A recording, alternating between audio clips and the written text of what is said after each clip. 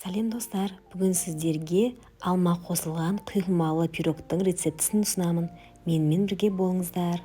Алдымен қамырын жасаймыз. Ол үшін бізге ұн, сары май, ас содасы, жұмыртқа және шекер керек. Алдымен ас содасын ұнға жақсылап араластырып аламыз. Сосын сары майды ұнмен біріккенше жақсылап қолмен араластырамыз.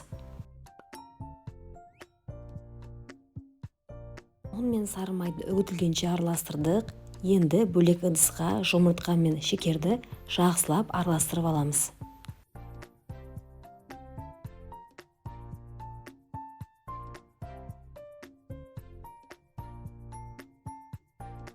Сосын табаға қосып, жұмсақ қамыр илейміз.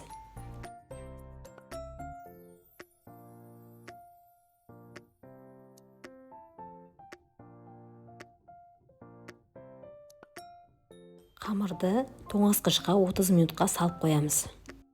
Жарты сағаттан соң қамырымызды алып, бірі үлкен, бірі кіші етіп, екі бөлікке бөлеміз.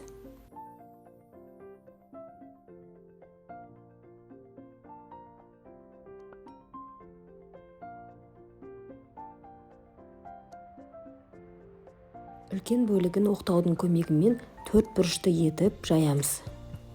Кез келген форманы пайдалансаңыздар да бола береді. Міне қамырды 4 бұрышты етіп формаға келтіріп алдым. Қалған кішкене қамырдан пирогтың бортигін жасаймыз.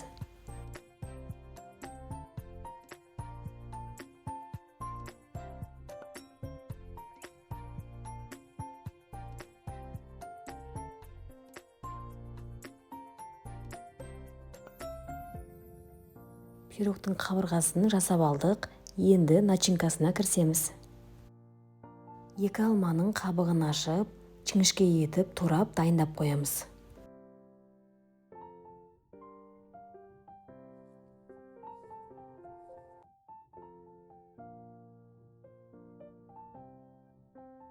Құймасын дайындаймыз. Ол үшін бізге қаймақ, сливки 33%-дан жоғары, крахмал, шекер және жұмыртқа керек. Барлық қоспалардың мөлшерін описаниеге қалдырып кетемін.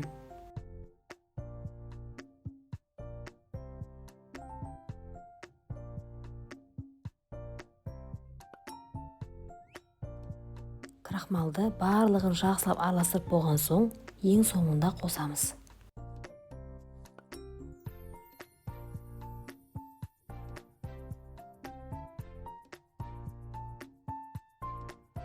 Енді құймамызды дайындап қойған қамырдың бетіне құйып, бетін алмамен сәндейміз.